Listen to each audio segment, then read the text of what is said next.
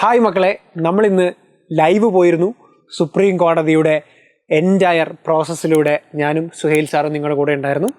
അപ്പോൾ റീനീറ്റ് ഉണ്ടോ എന്ന് ചോദിക്കുമ്പോൾ നമുക്കറിയാം, റീനീറ്റ് ഇപ്പോൾ ഒന്നും തന്നെ തീരുമാനമായിട്ടില്ല. 22 ജൂലൈയിലേക്ക് നമ്മുടെ വിധി, ഫൈനൽ വിധി മാറ്റി വച്ചിരിക്കുകയാണ്. അന്ന് ഉച്ചയോടെ ഒരു തീരുമാനം പറയുമെന്നാണ് ബഹുമാനപ്പെട്ട ചീഫ് ജസ്റ്റിസ് ഓഫ് ഇന്ത്യ നമ്മളോട് പറഞ്ഞിട്ടുള്ളത്.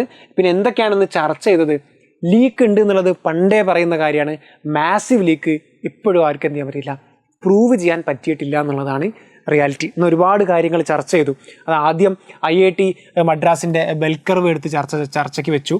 അപ്പോൾ ആ ബെൽ കർവ് ഒരു നോർമൽ കർവ് തന്നെയാണ് കാണിക്കുന്നതെന്ന് NTA പറഞ്ഞു. നമ്മുടെ വിദ്യാർത്ഥികളുടെ ഭാഗം പറഞ്ഞു അങ്ങനെയല്ല, അല്ലെങ്കിൽ റീനീറ്റ് വേണമെന്ന് പറയുന്ന ആളുകൾ പറഞ്ഞു അങ്ങനെയല്ല കാര്യങ്ങൾ. അത് വലിയൊരു നമ്പറിലാണ് ചർച്ച നടന്നിരിക്കുന്നത്, ചെറിയ നമ്പറിലെടുത്താലേ മനസ്സിലാക്കാൻ പറ്റുള്ളൂ എന്ന് പറഞ്ഞു. അവിടുന്ന് പിന്നെ മറ്റ് വാദപ്രതിവാദങ്ങളിലേക്ക് കയറിപ്പോയി.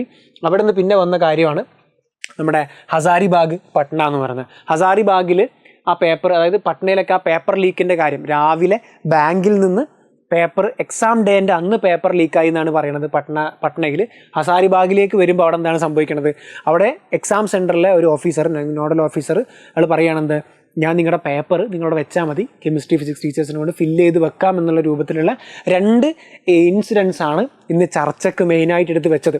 അതിൽ തന്നെ ഫൈനലൈസ്ഡ് തീരുമാനങ്ങളൊന്നും തന്നെ എന്ത് ചെയ്തിട്ടില്ല, വന്നിട്ടില്ല. അതായത് NTA തുറന്ന് സമ്മതിക്കുന്നുണ്ട് അവിടെ ഒരു എന്തുണ്ടായിട്ടുണ്ട്, ലീക്ക് ഉണ്ടായിട്ടുണ്ട്. പക്ഷേ മാസീവ് ആണെന്ന് ആർക്ക് തെളിയിക്കാൻ പറ്റില്ല, പെറ്റീഷണർക്ക് ഇപ്പോഴും തെളിയിക്കാൻ പറ്റിയിട്ടില്ല. ഇനി ഇതിൻ്റെ ഭാഗമായിട്ട് തെളിയിക്കാൻ വേണ്ടിയിട്ട്, അതായത് ഇതിൻ്റെ ഭാഗമായിട്ട് തെളിയിക്കാൻ വേണ്ടിയിട്ടാണ് ഇനി 22-ാം തീയതി എന്ത് ചെയ്യണത്, കേസ് വരാൻ പോണത്. അതിൻ്റെ കൂടെ തന്നെ നമ്മുടെ ഒരു നീറ്റ് കമ്മ്യൂണിറ്റി ഒരു ലിങ്ക് നമ്മുടെ ഈ വീഡിയോൻ്റെ താഴെ ഉണ്ടാകും. നേരത്തെ ലൈവിലുണ്ടാകുന്ന എല്ലാവരും അതിൽ ജോയിൻ ചെയ്തിട്ടുണ്ട്, നിങ്ങളും ജോയിൻ ചെയ്യുക. ഇതിൻ്റെ അപ്ഡേറ്റ്സ് നമ്മൾ ഈ കമ്മ്യൂണിറ്റിയിൽ കൊടുക്കുന്നതായിരിക്കും. കൗൺസിലിംഗ് റിലേറ്റഡ് എല്ലാ കാര്യങ്ങളും നമ്മൾ ഈ കമ്മ്യൂണിറ്റിയിലൂടെ ആയിരിക്കും നിങ്ങൾക്ക് തരാൻ പോണത്.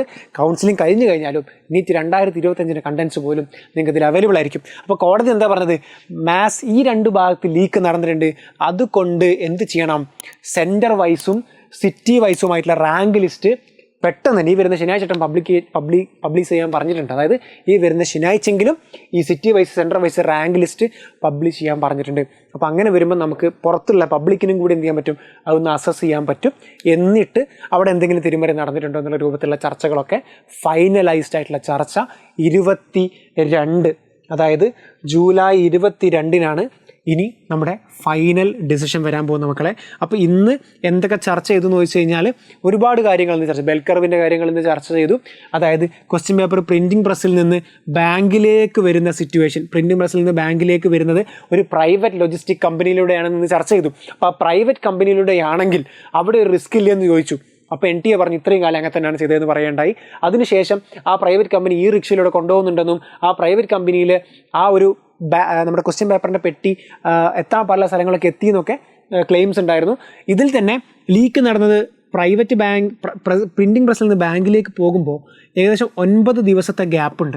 ഇതിൻ്റെ ഇടയിലാണോ ലീക്ക് നടന്നതെന്ന് ഇതുവരെ തീരുമാനമായിട്ടില്ല. ഇനി ബാങ്കിൽ നിന്ന് എക്സാമിൻ്റെ ആ ദിവസം സെൻറ്ററിലേക്ക് ക്വസ്റ്റ്യൻ പേപ്പർ കൊടുക്കുമ്പോഴാണോ ലീക്ക് നടന്നത് എന്നുള്ള ചർച്ചകളൊക്കെയാണ് ഇപ്പോൾ നടന്നുകൊണ്ടിരിക്കുന്നത്.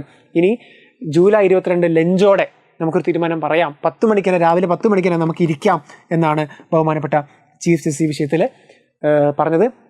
നമ്മൾ ലൈവായിട്ട് രാവിലെ 11:15 തുടങ്ങിയ ലൈവ് സമയം കുറച്ച് 4 മണിയാകുമ്പോൾ തീരുകയാണ്. ഓക്കെ, അപ്പോൾ എന്തായാലും ഇതിൻ്റെ അപ്ഡേറ്റുകളെല്ലാം കിട്ടാൻ വേണ്ടി നിങ്ങൾ എന്ത് ചെയ്യുക, നമ്മുടെ നീറ്റിൻ്റെ കമ്മ്യൂണിറ്റിയിൽ ജോയിൻ ചെയ്യുക. ഇന്നത്തെ തിരക്കെല്ലാം കഴിഞ്ഞിട്ട് ഞാൻ മെസ്സേജും കാര്യങ്ങളൊക്കെ ഇട്ട് നിങ്ങൾ ജോയിൻ ചെയ്തിരിക്കുക. റീനീറ്റ് ഇല്ല എന്നാണെങ്കിൽ കൗൺസിലിങ്ങിൻ്റെ കാര്യങ്ങൾ നമ്മൾ അതിലിടുന്നതായിരിക്കും. റീനീറ്റ് ഉണ്ടെങ്കിൽ അതിനുള്ള കാര്യങ്ങൾ അതിലുണ്ടാകും. ഇനി കൗൺസിലിംഗ് എല്ലാം തീർന്നാലും നിങ്ങൾക്ക് മുന്നോട്ടുള്ള 2025 നീറ്റിനുള്ള കാര്യങ്ങളും എന്തുണ്ടാവും നമ്മുടെ ഈ കമ്മ്യൂണിറ്റിയിൽ നിങ്ങൾക്ക് അവൈലബിൾ ആയിരിക്കും. അപ്പോൾ എല്ലാവരും എന്ത് ചെയ്യുക, ഇതിൽ ജോയിൻ ചെയ്യുക. നമ്മുടെ എഡ്യൂപോർട്ടിൻ്റെ നീറ്റ് ചാനൽ സബ്സ്ക്രൈബും ചെയ്യുക.